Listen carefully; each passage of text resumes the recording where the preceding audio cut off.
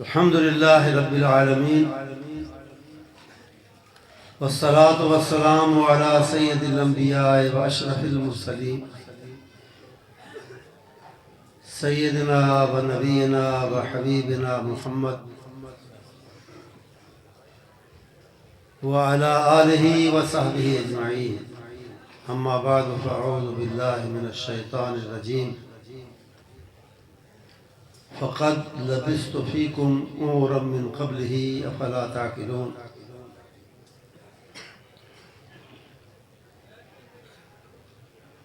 Stage پر تشریف فرما معززین اور علماء کرام اور میرے سامنے موجود حاضرین محترم،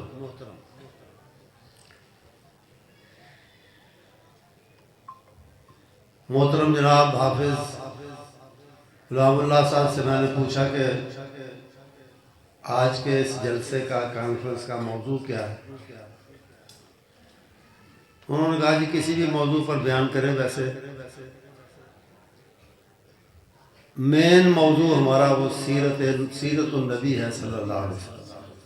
تو میں نے کہا اس سے بہتر اور کون سا موضوع ہو سکتا ہے، اسی پہ بات چیت اور گفتگو ہونی چاہیے۔ اور نبی محترم صلی اللہ علیہ وسلم کی سیرت کے اتنے مختلف پہلو ہیں کہ ان پر مفصل گفتگو، ان کا احاطہ ممکن نہیں۔ کوئی ایک دو پہلو کے بارے میں ہی بات کی جا سکتی ہے۔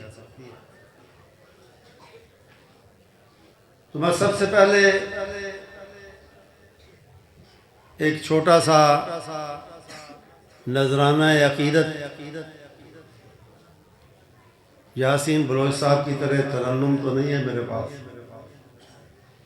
لیکن چھوٹا سا ایک نذرانہ عقیدت پہلے پیش کرنا چاہوں گا نبی محترم صلی اللہ علیہ وسلم کی خدمت عالیہ کہ میرے رسول صلی اللہ علیہ وسلم، میرے رسول کے نسبت تجھے اجالوں سے، میں تیرا ذکر کروں صبح کے حوالوں سے، نہ میری نعت کی محتاج ذات ہے تیری، نہ تیری مدح ہے ممکن میرے خیالوں سے۔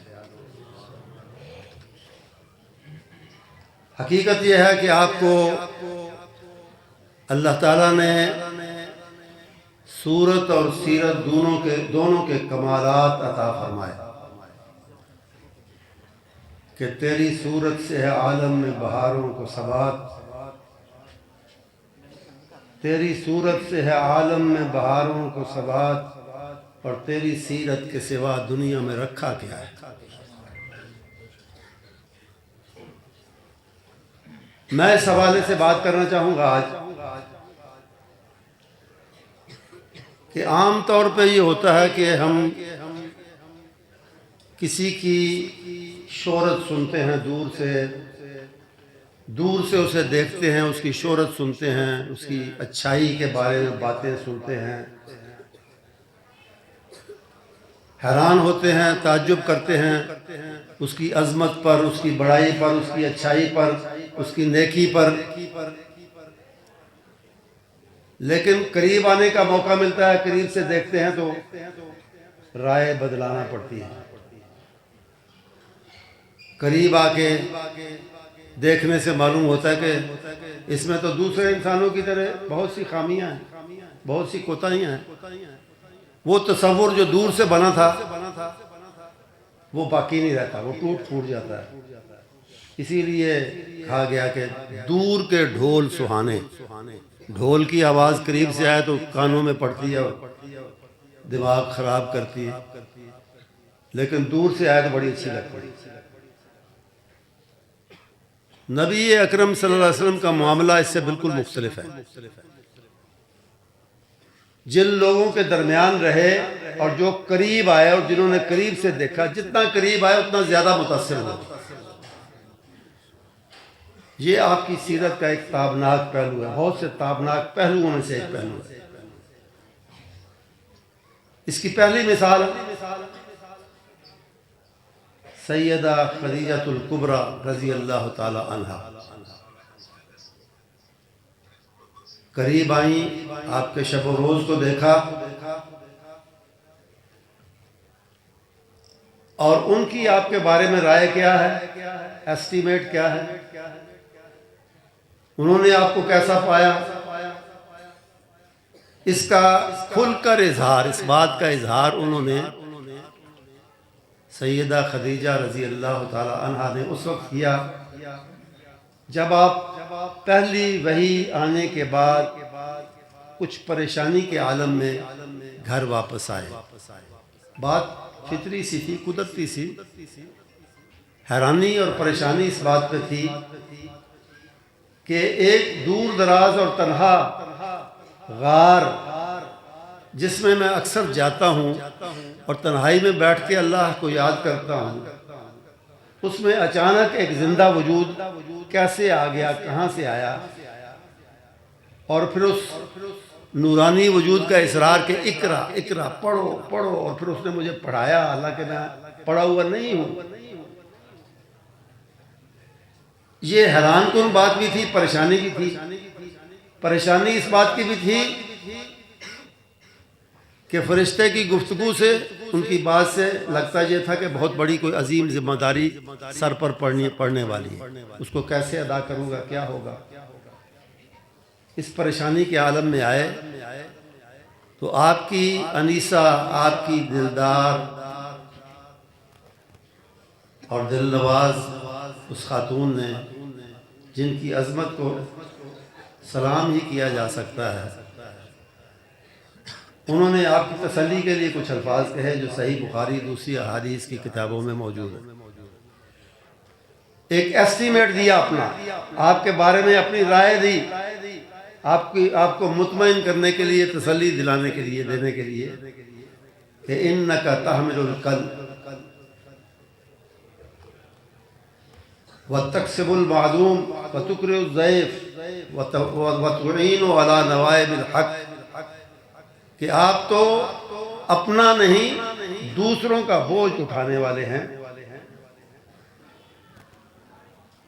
ناداروں، غریبوں، مسکینوں کے لیے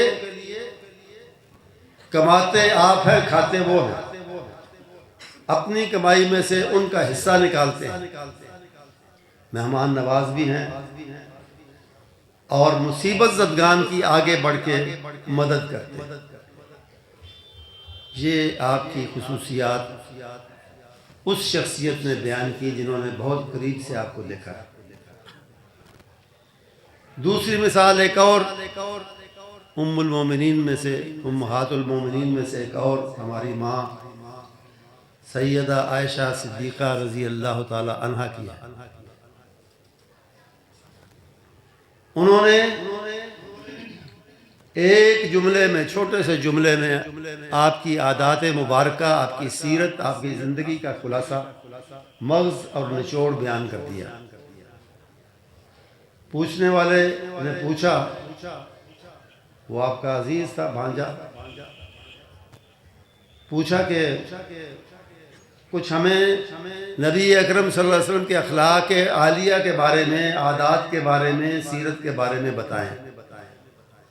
عائشہ صدیقہ رضی اللہ تعالی عنہا نے جواب دینے کی وجہ الٹا سوال کیا کہ اما تقرؤ القرآن، مجھ سے پوچھنے والے تم نے قرآن نہیں پڑھا؟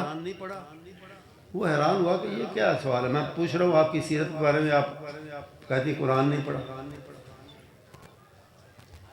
تو سیدہ صدیقہ نے اس کی حیرانی دور کرتے ہوئے کہا، کان خلقہ القرآن، کان خلقہ القرآن، قرآن نے جو کچھ تعلیم دی ہے، قرآن نے جو کچھ بتایا ہے، نبی اکرم صلی اللہ علیہ وسلم اس پر مجسم عمل تھے، اس کا مجسم عمل تھے، آپ نے اس پر پورا عمل کر کے دکھایا ہے۔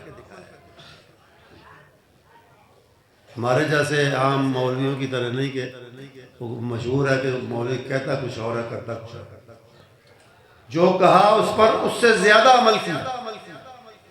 لوگوں کو 5 نمازیں بتائیں، خود تہجد کو بھی فرض کے درجے میں جا کے پورا کیا، نبھایا۔ لوگوں کو 30 یا 29 روزے بتائے، خود ہر سوموار کو، ہر جمعرات کو، اور کتنے روزے ہر مہینے میں روزے، نفل روزے رکھے، وغیرہ وغیرہ۔ کان خلقہ القرآن، آپ کے اخلاق کو دیکھنا ہو تو قرآن پڑھ لو، جو قرآن نے کہا ہے اس پر عمل نبی محترم صلی اللہ علیہ وسلم نے کیا۔ یہ ایسٹیمیٹ کس کا ہے؟ ایک اور ایسے ساتھی کا جنہوں نے بہت قریب سے اور کئی سال تک آپ کو دیکھا۔ تیسری گواہی آپ کے خادم کی ہے، جن کو یہ خوشبختی ان کو یہ سعادت ملی کہ وہ نبی اکرم صلی اللہ علیہ وسلم کے پاس رہے، حالانکہ آپ کے خاندان سے نہیں تھے۔ ان کا نام ہے سیدنا انس رضی اللہ تعالیٰ عنہ، اور وہ کہتے ہیں کہ خدمت النبی صلی اللہ علیہ وسلم 10 سنین، میں آپ کی خدمت کرتا رہا، میں آپ کی خدمت میں رہا، 2-4 دن 10 دن نہیں، 10 برس 10 سال میں نے آپ کی خدمت کی ہے۔ ان کی ماں کو شوق تھا کہ میرا بچہ خدمت کرے تو اللہ کے نبی کی خدمت کرے۔ ان کی درخواست قبول ہوئی، آپ نے خدمت کے لیے ان کو رکھ لیا، چھوٹے موٹے کام گھر کے کرتے تھے۔ اور کہتے ہیں کہ میں بچہ تھا، آپ کوئی ضروری پیغام کسی صحابی کو، اپنے کسی جانثار کو دے کے بھیجتے تھے، میں وہ پیغام بھول کے گلی میں جا کے بچوں سے کھیلنے لگ جاتا، اور اس طرح آپ کی بات پوری کرنے کے بجائے بچپن کے کھیل کود میں لگا رہتا۔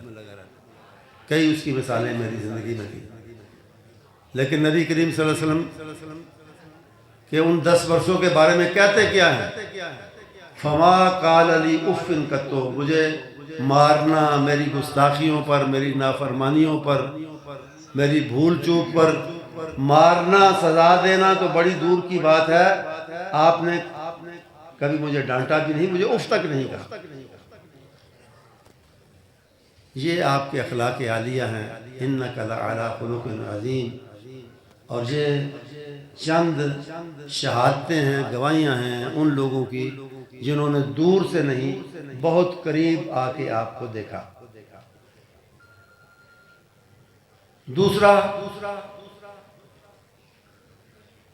دوسری بات، اپنے رشتہ داروں سے، عزیزوں سے، قریبیوں سے، دوستوں سے، احباب سے ہر کوئی اچھی طرح پیش آ سکتا ہے، ان سے اچھا سلوک کر سکتا ہے، لیکن دشمنوں کو نہ صرف زیادتی کرنے والے دشمنوں، نہ صرف معاف کرنا بلکہ ان سے حسن سلوک کرنا، ان کو اعزاز و اکرام سے نوازنا، یہ اونچے کردار والوں کی بات ہے، چھوٹے کردار والے ایسا نہیں کر سکتے۔ تو دوسرا حوالہ جس سے میں بات کروں گا وہ یہی ہے کہ آپ نے اپنے دشمنوں کو، اپنے بدخواہوں کو، اپنے سے بدسلوکی کرنے والوں کو نہ صرف یہ کہ معاف کیا، ان کی زیادتیوں کو نظر انداز فرمایا، بلکہ انہیں عزت سے نوازا، ان کے مقام کو اونچا اور بلند کیا۔ کسی نے کہا نا کہ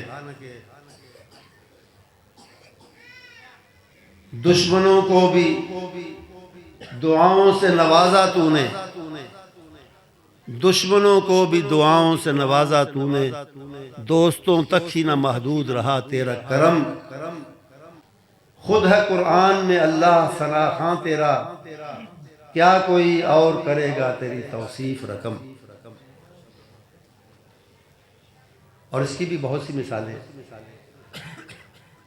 آپ کی زندگی میں ایک بڑا اہم اور شاندار موڑ اور موقع وہ تھا جسے فتح مکہ کے نام سے یاد کیا جاتا ہے، کہ تقریباً 8 سال پہلے جو شخصیت صرف ایک یار غار، صرف ایک رفیق سفر کے ساتھ نکلے تھے، نکالے گئے تھے گھر سے، شہر سے، وطن سے، وہ اسی وطن اسی شہر میں 8 سال کے بعد اس حال میں واپس آتے ہیں کہ 1 نہیں 2 نہیں 10 نہیں 20 نہیں 10,000 جانثار ان کے ساتھ ہیں، اور جنگیں مسلط کرنے والے، ظلم و ستم کرنے والے، شہر سے نکالنے والے، وہ مفتو اور سرنگوں ہو کر سامنے موجود ہیں۔ لیکن جب یہ فاتح، یہ عظیم فاتح شہر فتح ہونے کے بعد شہر میں داخل ہوتے ہیں تو حالت کیا ہے؟ گردن اکڑی ہوئی ہے؟ نہیں۔ سینہ تنا ہوا ہے؟ نہیں۔ گردن اتنی جھکی ہوئی ہے رب کے سامنے کہ سواری کی لگام کے ساتھ جا کے لگ رہی، اور زبان پہ حمد کے ترانے ہیں، الحمدللہ الذی نصر عبدہ وانجز وعدہ وہزم الاحزاب وحدہ۔ تعریف میری نہیں، میری قیادت کی نہیں، میری جرنیلی کی اور جنگی صلاحیت کی نہیں، تعریف میرے ساتھیوں کے تیروں تلواروں اور نیزوں کی نہیں، ان کے قوت بازو کی نہیں، تعریف اس رب کی جس نے جو وعدہ مجھ سے کیا تھا پورا کیا، اور اس اکیلے ہزم الاحزاب وحدہ، اس اکیلے رب نے اس بڑے لشکر کو، دشمن کو تہس نہس کیا ہے اور ہمیں کامیابی عطا فرمائی۔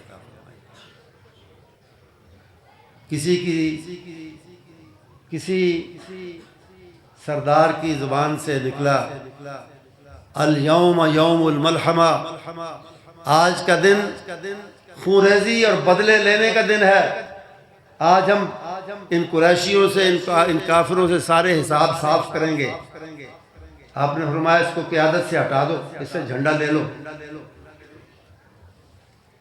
آج امن کا دن ہے، الیوم یوم بر و وفا، آج تو نیکی کرنے کا دن ہے، بدلے لینے کا دن نہیں ہے، وفا کا دن ہے، بے وفائی کا دن نہیں۔ اور پھر ابو سفیان جیسے دشمن، آج ہم ان کو بھی رضی اللہ تعالیٰ عنہ کہتے ہیں، ہمیں کہنا بھی چاہیے، لیکن اس سے پہلے کیا تھا؟ ابو جہل کے بعد وہی قائد کفر تھے، بدر کے بعد ساری جنگیں انہوں نے برپا کی، ان کے لیے فنڈنگ کی، ان کے لیے لوگوں کو ہتھیار مہیا کیے، لوگ جمع کیے، قیادت کی جنگوں کی۔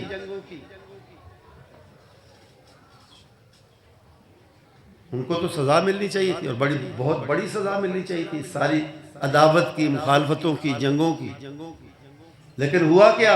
اعلان کیا ہوا؟ من دخل دار ابی سفیان کان آمنا، ابو سفیان کو بھی امن ہے، ابو سفیان کے لیے بھی امان ہے، اس کو بھی معافی ہے، اور جو بڑے سے بڑا دشمن اس کے گھر میں داخل ہو جائے گا، اس کی دہلیز کے اندر دہلیز پار کرے گا، اس کو بھی معافی مل جائے گی۔ یہ ان کا اعزاز تھا، یہ ان کا اکرام تھا، یہ ان کی عزت تھی، کس کی؟ سب سے بڑے دشمن۔ اور ایک اور تھا، دشمن کا دشمن بیٹا، ابو جہل جیسے دشمن اسلام اور دشمن نبی، ان کا بیٹا، اس کا بیٹا اکرمہ، اس نے سوچا سب کو معافی مل سکتی ہے، مجھے نہیں مل سکتی، میرے سر پر اپنے جرائم بھی ہیں، اپنے باپ کے جرائم بھی ہیں۔ وہ کھسک گیا، نکل گیا، شہر سے بھاگ گیا۔ آپ نے اسے واپس بلوایا، اس کی بیوی کی درخواست ہے، واپس بلوایا، اور جب وہ آیا تو تاریخ بتاتی ہے کہ آپ مجلس میں بیٹھے ہوئے تھے، تیزی سے اٹھ کر آگے بڑھ کر اس کا استقبال کیا، دشمن کا، اس تیزی سے اٹھے کہ کندھوں پہ جو چادر تھی وہ زمین پہ گر گئی۔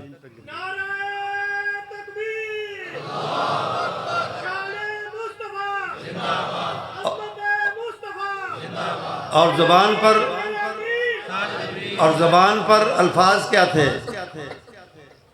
مرحبا بالراکب المہاجر، مرحبا بالراکب المہاجر، اور ہمیں چھوڑ کے دور چلے جانے والے کہاں گئے تھے؟ ہم تو تیرے انتظار میں یہاں بیٹھے، تجھے مرحبا کہنے کے لیے بیٹھے۔ یہ تھا آپ کا سلوک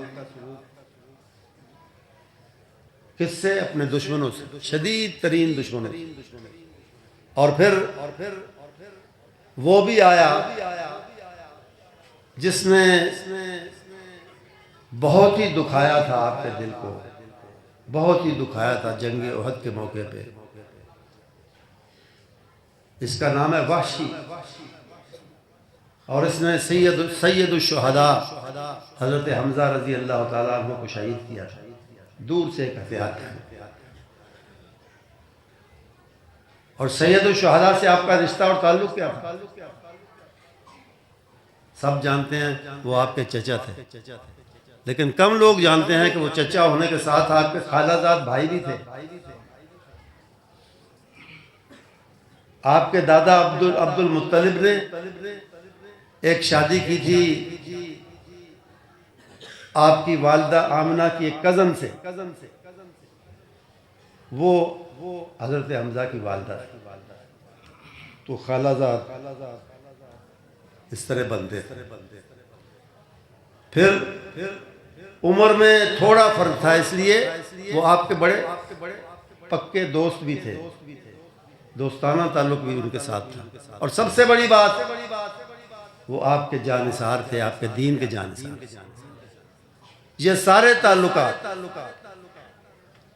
اور ان تعلقات کے ہوتے ہوئے میں وحشی کی طرف پھر آؤں گا، اس کے قاتل کی طرف، آپ کے قاتل کی طرف۔ احد کی بات کر رہا ہوں، تاریخ میں لکھا ہے اور بعض تفسیروں میں بھی ہے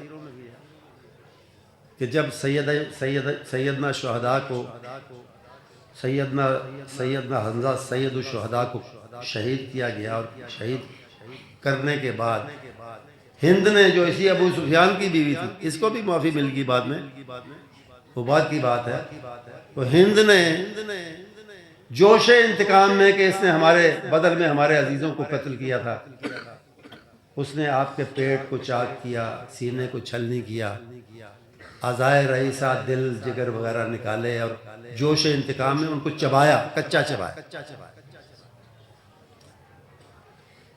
تو جب آپ نے اپنے پیارے چچا اور دوست اور بھائی کی لاش کی یہ حالت دیکھی، تو بعض تفسیروں نے، اہل تفسیر نے لکھا ہے کہ آپ نے غصے میں، انتقام کے جذبات، اللہ کے نبی تھے لیکن بشر تو تھے، بشری جذبات غالب آئے وقتی طور پر، تھوڑی دیر کے لیے، اور آپ نے فرمایا کہ اگر مجھے موقع ملا تو میں ان کافروں کے کم از کم 30 بندوں سے یہ سلوک کروں گا جو انہوں نے آج میرے چچا سے کیا۔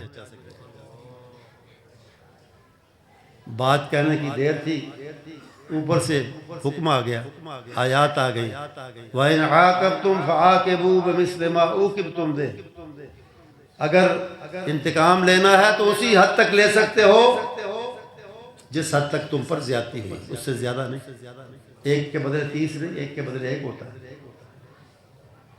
وَلَئِن صَبَرْتُمْ لَهُوَ خَيْرٌ لِلصَّابِرِينَ، اور اگر صبر کرو، انتقام کی اجازت ہے، لیکن اگر نہ لو انتقام تو یہ بہت اچھا ہے، زیادہ اچھا ہے۔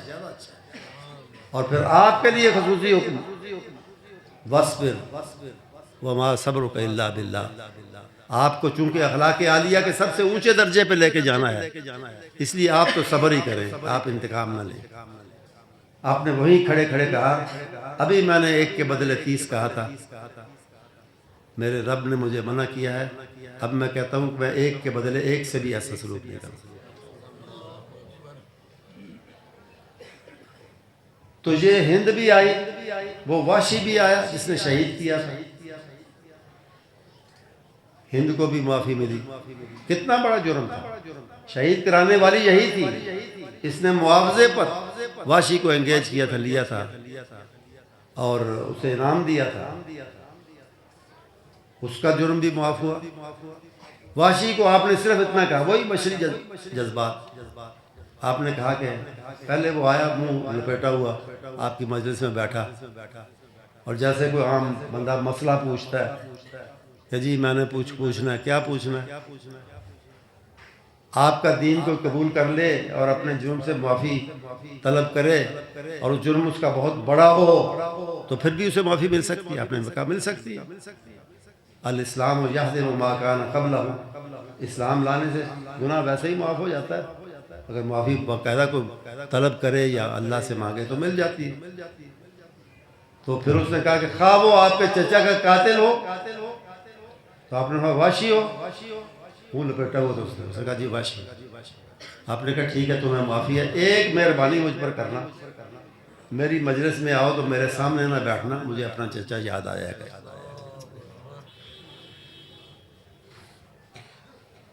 پھر وہ منظر بھی سامنے آتا ہے کہ حرم پاک میں کعبے کی دہلیز پر، کعبے کے دروازے میں آپ تشریف فرما ہے، اور سامنے سب وہ موجود ہیں جن میں پتھر مارنے والے، پتھر پھینکنے والے بھی ہیں، راہ میں کانٹے بچھانے والے بھی ہیں، گالیاں دینے والے بھی ہیں، دشنام ترازی، بہتان ترازی کرنے والے بھی ہیں، جنگیں مسلط کرنے والے بھی ہیں، آپ کے پیارے ساتھیوں کو شہید کرنے والے بھی ہیں، خود آپ کو زخمی کر کے آپ کے دانت مبارک اور سر کو زخمی کرنے والے بھی ہیں، سب موجود ہیں، مجرموں کی طرح سر جھکائے ہوئے، گردنیں جھکائے ہوئے موجود ہیں۔ آپ نے ایک ہی سوال کیا کہ آج مجھ سے کیسے سلوک کی توقع ہے تمہیں؟ انہیں کہنا پڑا کہ ابن کریم، اخن کریم، اخن کریم وابن اخن کریم، آپ خود بھی بڑے اچھے اور کریمانہ اخلاق کے مالک ہیں، اور آپ کا خاندان بھی بڑا اچھا ہے۔ کہنا پڑا اس سے، اتنا سننا تھا، اتنے سننے کی دیر تھی۔ آپ نے فرمایا انطلقوا فانتم الطلقاء، چلے جاؤ، میں سزا دینا تو بڑی دور کی بات ہے، تمہیں ملامت بھی نہیں کرتا، تمہیں یاد بھی نہیں دلانا چاہتا کہ میرے ساتھ، میرے ساتھیوں کے ساتھ کیا کیا کرتے تھے، میں یاد بھی نہیں دلانا چاہتا۔ اور پھر ایک اور واقعہ ہوا جو آپ کی سیرت میں ایک نگینے کی طرح، بہت سے واقعات ہیں چمکدار، تابدار، لیکن یہ واقعہ مجھے ان واقعات میں سے جو مجھے بہت اچھے لگتے ہیں۔ حضرت علی رضی اللہ تعالیٰ عنہ آگے بڑھے، آپ کی خدمت میں آئے۔ کون علی؟ آپ کے چچیرے بھائی، آپ کے لے پالک، آپ کے داماد، آپ کے جانثار، آپ کے دوست، آپ کے عزیز۔ اور ایک درخواست کی، بظاہر چھوٹی سی معصومانہ سی درخواست کیا تھی؟ اجمع لنا الحجابۃ والسقایا۔ قریش کے مختلف قبیلوں میں، مختلف خاندانوں میں زائرین اور حاجیوں کی خدمت کے لیے محکمے تقسیم تھے، خدمات کی تقسیم کار تھی، اور نبی کریم صلی اللہ علیہ وسلم سے خاندان بنو ہاشم کی ڈیوٹی حاجیوں کو پانی پلانے کی تھی، ان کے پانی کا انتظام کرنے کی، سقایا اس کو کہتے ہیں۔ ایک اور خاندان تھا بنو شیبہ، اس کے پاس ڈیوٹی تھی حجابہ، اور حجابہ کہتے ہیں کلید برداری، یا لفظی معنی ہے حفاظت، دروازے کی حفاظت، گیٹ کی حفاظت، گیٹ کیپر، چابی تھی ان کے پاس، اس خاندان میں چابی ہوتی تھی کعبے، وہی انہی کا بندہ، کوئی سینئر بندہ آ کے کھولتا۔ اور اب تک ایسا ہے، میں آگے تھوڑا سا عرض کروں گا۔ تو انہوں نے کہا کہ اجمع لنا الحجابۃ والسقایا، ہمارے پاس پانی پلانے کی خدمت ہے، آج سب کچھ ہمارا ہے، ہم فاتح ہیں، چابی بھی آپ کے پاس موجود ہے، آپ یہ چابی مجھے دے دیں تاکہ یہ عزت جو ہے کعبے کی کلید برداری، یہ بھی ہمارے خاندان میں آ جائے۔ آپ نے جواب نہیں دیا، خاموش رہے، کچھ چند لمحے، چند ثانیے خاموشی کے گزرے۔ اور پھر آپ نے فرمایا کہ این عثمان بن طلحہ، عثمان بن طلحہ کہاں ہے؟ یہ کون ہے عثمان بن طلحہ جو اس وقت یاد کیا جا رہا ہے؟ یہی ہے بنو شیبہ کا وہ بندہ جس کے پاس کعبے کی کنجی ہوا کرتی، اور یہی ہے وہ جو ہجرت سے پہلے آپ کو کعبے میں داخلے سے روکا کرتا تھا۔ سب جا سکتے ہیں، محمد تم نہیں جا سکتے صلی اللہ علیہ وسلم۔ سرداروں نے منع کیا کہ اس کو نہیں جانے دینا، اور میں تمہیں ہرگز نہیں جانے دوں، پیچھے ہو جاؤ۔ کئی مرتبہ ایسا ہوا، وہ ڈرتا ہوا آیا کہ آج مجھے اپنے جرائم کی، اپنی گستاخیوں کی سزا ملے گی، اور سزا ہی کے لیے مجھے بلایا جا رہا ہے۔ لیکن یہ تو رحمت للعالمین تھے، یہ تو اخلاق عالیہ کا مجسم اور سب سے بہتر اور سب سے اعلیٰ نمونہ تھے۔ انہوں نے کیا کہا اور کیا فرمایا اور کیا کیا؟ چابی ہاتھ میں تھی، آپ نے ہاتھ آگے کر کے کہا کہ خذ مفتاحک یا عثمان، خذ مفتاحک یا عثمان، اپنی چابی لے لو، ولا ينتہب منک الا ظالم، اور جو تم سے لے گا وہ ظالم ہوگا۔ یہ الفاظ بھی آپ نے فرمایا۔ کس کو سنائے؟ اللہ بہتر جانتا، لیکن ان الفاظ کی گونج صدیاں بیت گئیں، ان الفاظ کی گونج آج تک لوگوں کے کانوں میں موجود ہے، اور اسی آواز کا، اسی جملے کا، اسی آپ کے فکرے کا، اسی آپ کے چند الفاظ کا یہ نتیجہ ہے کہ آج سعودی بادشاہ نے بھی کعبے کے اندر جانا ہو تو وہ انتظار کرتا ہے کہ بنو شیبہ کا بندہ کب آئے گا اور دروازہ کھولے۔ تحدیثاً بنعمت اللہ، اللہ کی نعمت کا ذکر کرتے ہوئے میں کہوں گا کہ میرا تو اس میں کمال نہیں، میں کیا ہوں، کیا ہوں، میری حیثیت کیا ہے، لیکن جماعت کی برکت سے، صرف جماعت کی برکت سے مجھے 4 دفعہ کعبے کے اندر جانے کی سعادت اور موقع ملا۔ لیکن ہوتا یہی ہے کہ اس کا انتظار کرنا پڑتا ہے۔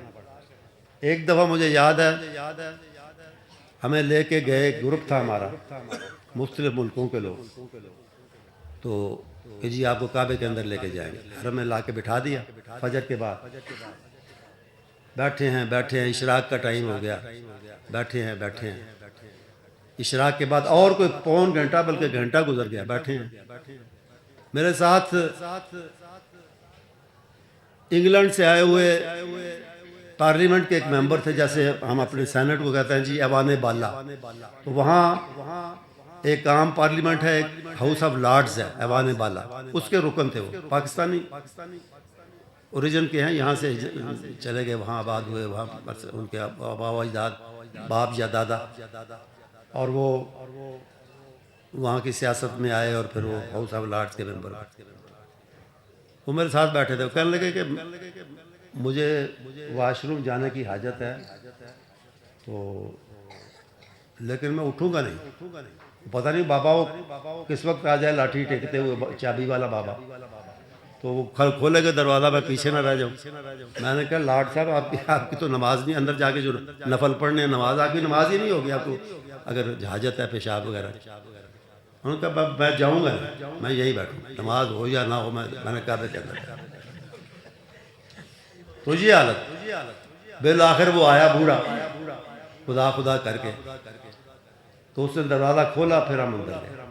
یہ حال ہے، لا ينتہب منک الا ظالم۔ تو یہ ہیں رحمت للعالمین، جنہوں نے اپنوں سے تو خیر حسن سلوک جیسے میں نے کہا لوگ کرتے ہی ہیں، لیکن جنہوں نے دشمنوں کو بھی نواز کے، ان کو نہ صرف معافی بلکہ ان کو عزت دے کر یہ ثابت کیا کہ آپ کا کردار سب سے اونچا اور بلند اور رہتی دنیا تک کے لوگوں کے لیے نمونہ ہے۔ لقد کان لکم فی رسول اللہ اسوۃ حسنہ۔ اور آخر میں یہ کہوں گا کہ سیرت کے جلسے، کانفرنسیں کرنا، سننا بڑی اچھی بات ہے، لیکن اصل بات یہ ہے جس کی طرف ہمیں توجہ دینی چاہیے کہ سیرت سے سبق حاصل کریں، آپ کی مبارک زندگی کو اپنا مشعل راہ بنائیں، اس سے رہنمائی لیں، آپ جیسا نہیں ہو سکتے، لیکن آپ کے اچھے کاموں کی، اچھے اعمال کی، حسن اخلاق کی، حسن سیرت کی کچھ نہ کچھ نقل کر سکتے ہیں۔ اور یہی ہم سے تقاضا ہے قرآن کا اور رب العالمین کا کہ ان کنتم تحبون اللہ فاتبعونی، اتباع کرو۔ رسول اکرم صلی اللہ علیہ وسلم کا صرف ذکر پاک، ذکر مبارک نہ ہو، سیرت پر صرف جلسے نہ ہوں، بلکہ اتباع کی کوشش ہو۔ اللہ تعالی ہمیں آپ کی اتباع کر کے سچا اہل حدیث اور سچا مسلمان بننے کی توفیق عطا فرمائے۔ وآخر دعوانا ان الحمد للہ رب العالمین۔